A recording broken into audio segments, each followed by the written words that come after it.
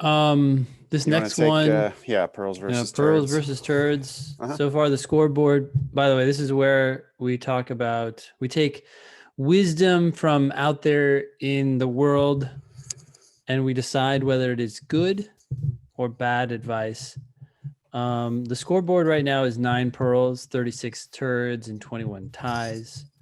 In other words, the internet is a cesspool of information, not a pristine pond.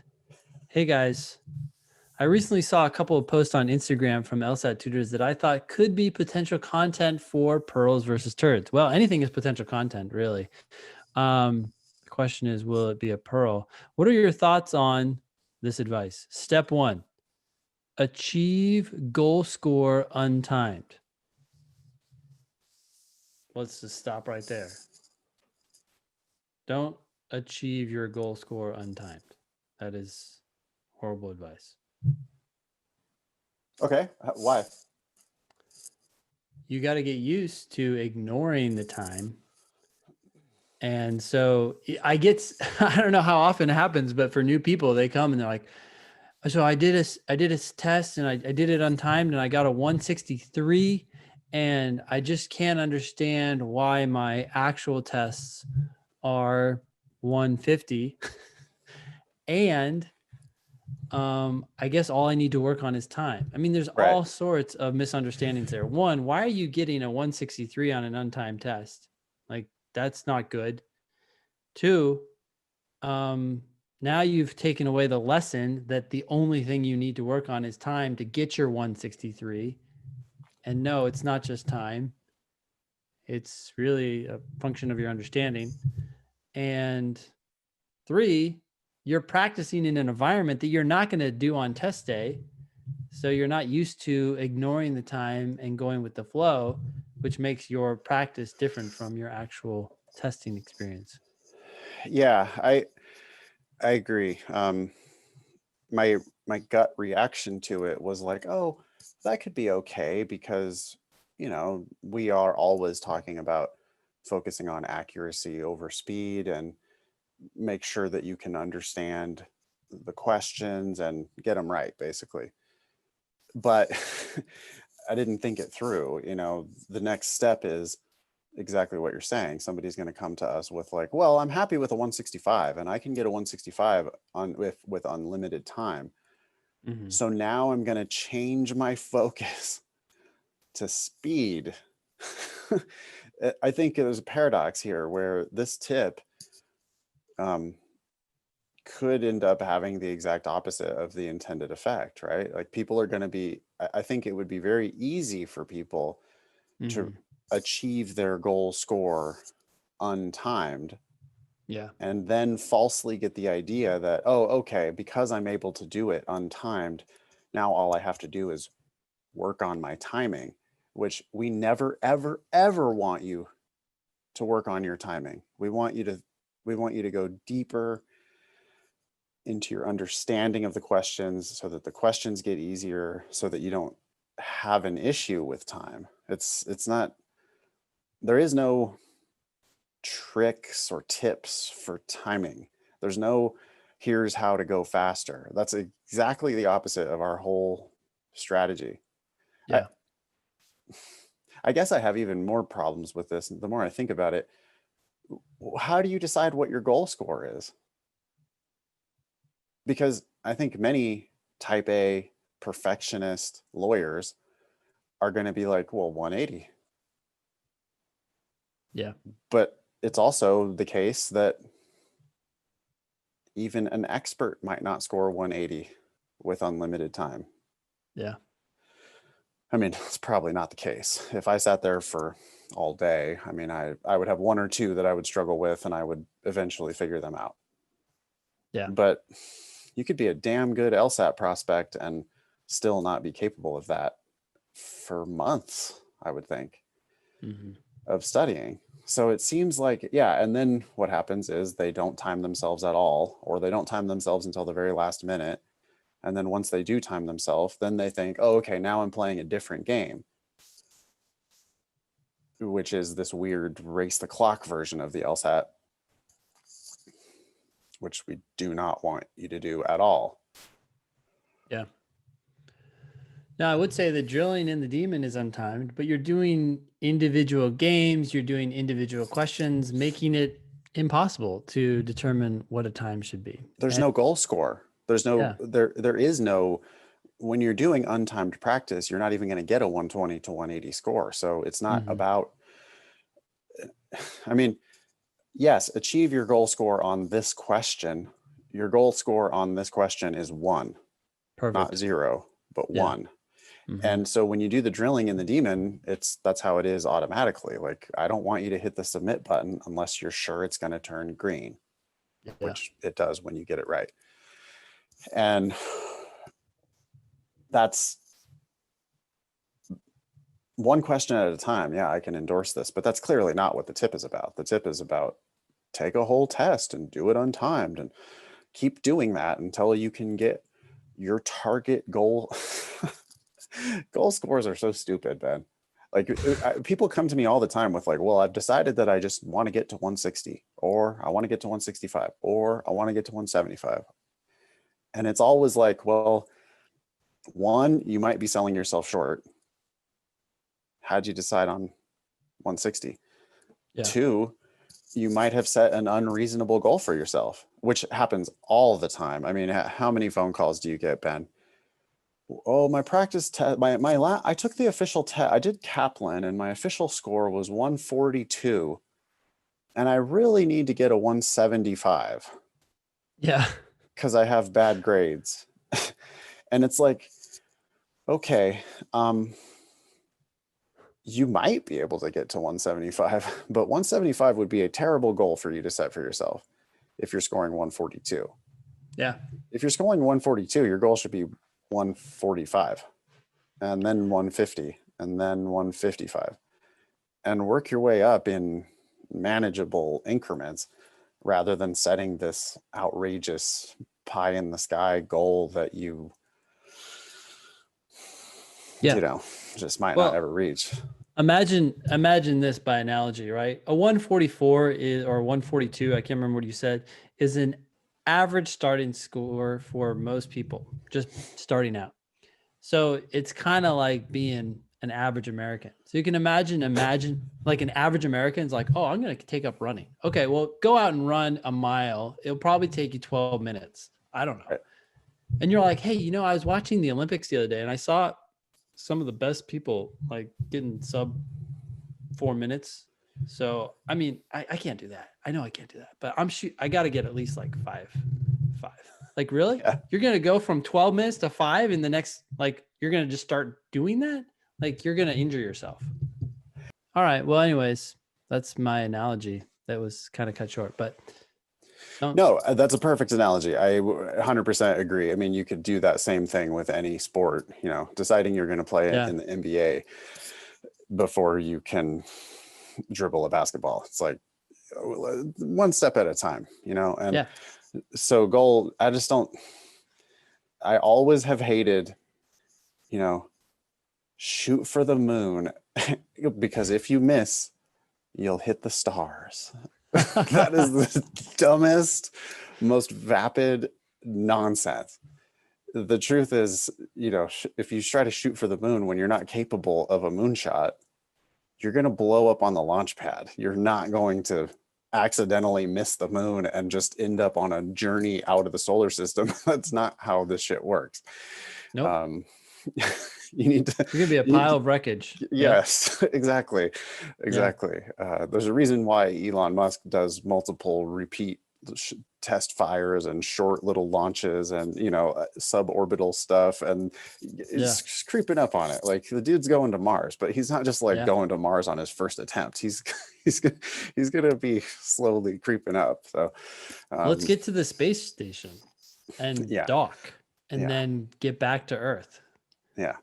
So anyway, if you see that motivational poster up anywhere, you have my permission to tear it down. It's just bullshit. Okay. Anything else about this? I believe this one's just going straight into the turd pile, Ben. Yeah. I mean, Jenny continues, should I incorporate untimed practice tests into my study schedule? No. Is there any benefit to this as opposed to drilling in the demon? Drilling, as we just talked about, is extraordinarily beneficial. Also, in light of what we were just talking about, right? These astronomical goals versus drilling. What's the goal in drilling? Get the next question right. Right. Can you understand that? And sometimes people don't appreciate that you may have to sit there for 20 minutes, like grappling with the explanation, writing a question to the instructors, and you like feel like this is all beneath you or a waste of time, or I got to get more questions done. No, take the next step up the mountain. Don't try to jump to the side or whatever. Like you're not going to make any progress. Yeah. You want to move forward, even though it's slow, one step Totally. at a time. Yeah. And by the way, if you've been studying for 2 months and you haven't made any progress, it's almost guaranteed. I mean, there's 2 ways to do that. One is don't actually really study. Like you Yeah. have been nominally studying, but you haven't actually been putting in the work. That's really common. Obviously, don't do that. The other way is kind of the opposite of that, which is doing so many practice questions. You know, like you're very earnest, you're very diligent. Maybe you have a bad LSAT program, like you did another class, and they gave you a mountain of homework, and you're like an achiever, you know, type A plus person who is going to get everything done. But now you're just getting it done rather than understanding one question at a time. Yeah. And less is definitely more if that's what you've been doing. You need to, instead of doing like, because I mean, shit, Ben, we see people who have done 40 practice tests and not improved. Yep. The only way you can do that is by not thoroughly reviewing your mistakes to the point where you actually understand it. And I'm not listening to anybody who says, oh no, I understand it, I just haven't improved. Bullshit. If you actually understand this stuff, it will be reflected in your scores quickly. And I think there's a lot of self-deception that goes along too. Like people will read the explanation right after they do a question, and I can see it. Like they're halfway through the explanation and they're like, oh yeah, okay. Yeah. Mm-hmm. And they're about to hit like next, and you're like, whoa, okay, so tell me, just like walk me through it. What would you tell someone who also made the same mistake you made? And they're like, yeah, it's just like, and then nothing comes. Well, yeah. Can you explain it to my satisfaction? Yeah. Like I get that you're satisfied. That's great. But can you explain it to me? And the things I really want to know are, what's wrong with that argument? Yep. Did you try to predict an answer to this question? What's wrong with the wrong answer you picked? Yeah. What's right about the right answer you didn't pick? Why were you attracted by that wrong answer? Yeah. How are you going to avoid that mistake next time? Why didn't you pick the right answer? And how are you going to avoid that mistake next time? Yeah. And yeah, it might take 20 minutes. I mean, I have done it in one-on-one private tutoring. I've sat there for a half hour on one question, and I've been like, no, I know you don't get this, but I also know that you will eventually get it. Yeah. And I'm perfectly happy to take our whole time today until that one question clicks for you, because I know it makes perfect sense. And I know it will make perfect sense for every student as long as you take the time to actually figure it out. But people are like, oh, no, I have to cover more ground. I have to get on to the next one and the next one and the next one before I even understand this one. What they don't seem to understand is if you unlock that one question, you've just unlocked, probably safe to say, 1,000 others. Yeah, which brings me back to my, desert island LSAT theory. We've talked about this on the show before, but it's basically if you had a year on a desert island and your only entertainment was an LSAT, one test, 100 questions, or even a flex with 75 questions. By the way, we have an announcement about that, I think, don't we, Ben? Yeah. But if you had to sit there for a year and just study those 75 questions, one section of games, one section of LR, one section of reading comp. And that was the only thing you had to entertain yourself for a year. And you really dug in and you could, teach all 75 of those questions forward and backward. Yeah. You would be an LSAT badass when you returned to civilization. Yeah. I really believe that, because it's the same shit in a different box every time. The test doesn't change. It's the exact same concepts over and over and over. And that's what the student who did 40 tests, I envy their work ethic, but it's this horribly inefficient process, because they could have been going deeper and understanding each question one at a time. I should add, you said you envy their work ethic. There are different kinds of work. And one thing that Angela Duckworth talked about in her book, I don't know if it was Grit or another one that she did, but she said, look, the top performers are only studying for an hour a day, but they're going after the stuff that they absolutely struggle with. And they're pushing the ball forward, and they're putting all their effort into that. And I don't know, how much we want to apply that to the LSAT, but the thing is, I worry about people who work, but like you said, they're just checking boxes. It's a form of laziness. Yeah, I see this in other areas. I mean, I'm a golfer, like a semi-competitive amateur golfer. Yeah.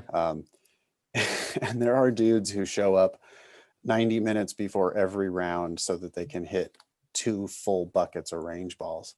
They're going to sort it out. They're going to figure it out. They're not going to be outworked. By the way, they also practice on days where we're not even playing. So they're out there on the range, just beating balls every day. Yeah. And I'm more like, well, let me do the stuff that's actually important. So if I go to the driving range, I mean, I might hit a few, but I'm going to be more like, okay, let me see if I can hit one driver straight, because I know that we're going to need to hit driver straight out there. So, and it's like, there'll be guys next to me on the range who are hitting they hit 10 balls for every 1 ball I hit. Yeah. Because I'm thinking about the shot, make a couple practice swings, think about what I'm trying to do, and then try to execute one good one. And if I can do that, then I can move on to something else, go hit some chips or go hit some putts or whatever. And by the way, to continue my analogy, in golf, the short game is vastly more important than the long game for scoring. You have to be able to get the ball in the hole, right? So you have to make putts and you have to chip it close. You'll go out there on the, yesterday, we had a big skins game. And so there were 40 dudes out there, right? That's where I'm, trying to keep my distance and not get COVID. But there's 40 dudes out there. And of the 40 dudes, 38 of them are on the driving range. And 2 of them are at the chipping green, 2 of them are at the putting green. And it's why? Well, maybe because that stuff is perceived as too easy. Yeah. But it's also way more important. And if you could only practice one thing, that's what you should practice. Nonetheless, everybody's out there just beating dozens of balls on the driving range. Yeah. That's the equivalent of doing the hard questions instead of doing the easy questions, right? Yeah. Well, I think, not to pile on here, but this is making me think about when I'm working out, a small tweak in form can make the lift way harder, but it's so tempting to slack a little bit and then be like, oh, I did my 10 reps, sweet. Right. And there's this sense of accomplishment, but it's not. It's I'd rather do 8 and do them right and be like, oh, that burned. And that's what you got to do when you're studying. I'd rather you do fewer questions and own them than do 20 and be like, oh yeah, sweet, I did my LSAT today. I did 20 questions. I did okay. I got some wrong, but I get it. It makes sense. No, if you have a choice between half-ass reviewing a whole test or thoroughly reviewing one section. Mm-hmm. Much better to thoroughly review the one section. Hands down. Or half-ass a section versus thoroughly review like your first two mistakes in the section. Your first two mistakes are the most important ones. Those are the easy ones. Yeah. Those are the ones that it's the most important that you fix. Those are the most repetitive questions. Those are the ones that you're going to see again and again and again. We get the bulk of our points on the easy questions. If you've missed an easy one, you should spend more time on that one, not less. But Figure it people are out like, and oh, also resolve it. It's so much easier to resolve. It could be resolved the next time you take a test. right. But instead, people are like lip service. They read the explanation for the correct answer only, and they go, yeah, okay, yeah, that was sure, yeah, that makes Oh sense. yeah, that Oh, was a stupid mistake. Stupid stupid mistake. That's what mistake. they Yeah, always say. yeah. I just got, yeah. You just read too just quickly. just didn't really read that one. Okay, next, and then they don't learn shit from it. Yeah. Okay. I hope that changes your guys' mindset. Good luck. Jenny continues. I'm not planning to apply this cycle, but I thought it might be of interest to some of the other listeners. I love the podcast and praise the demon. Thanks y'all for all you do. Thanks for all y'all do, Jenny. Okay, so this is the next. I guess she sent us in two things. The next one says, Oh, and this is above the me. actual. This is a screenshot from Instagram of the Yeah. actual tip. Oh, and then there's what? We got both tips. She sent us two tips. So One was to goal achieve score your untimed is is stupid. And the second one is an above median LSAT score in January is better than a below median LSAT score in November. Okay, there's a lot. The implication here is that it's better to apply with a score that's above the median in January than to apply with a score that's below the median in November. Although this creates a false choice, right? It's like, oh, my two choices are to apply in November with a lower score or in January with a higher score. No, apply in September with that higher score the next cycle. That is the best option. Not only that, but a below median score is worthless no matter when you get it. So this is kind of an easy claim to make. And an above median score, if we're talking about like what's the median, Ben? 152? 151 last time I checked. Yeah. 151. Median is 151. Yep. Nobody should go to law school with a 150. It's just don't do it. Oh, I was interpreting this to refer to the median of like the 50th percentile for the school, but you're just saying like oh. Okay, let's interpret it that way. Yeah, but if they meant the median for all people, nobody should go to law school with less than like a 160. So you shouldn't ever be thinking about the median LSAT score. I mean, you need a 160 or don't go to law school. Not today. If you're only on 140 right now, that's fine, but you can get to 160. People improve by 20 points or more a lot frequently, and we see that all the time. And if the best you can ever do is grind yourself to a 150, the average of all LSAT test takers, or 152, slightly above average for all test takers. I hate to tell you, but I'm betting against your success in law school and in legal practice. There can be exceptions, but on average, if 152 is the best LSAT score you can muster, you're entering a world of pain by going to law school and into the legal practice. Yeah, it's a zero-sum competitive game. Yeah. Why are you trying to be a UFC fighter if you're barely above average at fighting? Yeah. It's painful. It is painful. If they're talking about the median of the school, okay, then fine. But that's the problem with these stupid tips and tricks, right? Boil it down into a soundbite, and then anybody can easily misinterpret your dumb tips. Yeah. this account should be unfollowed. This is, they're not helping you. Yeah.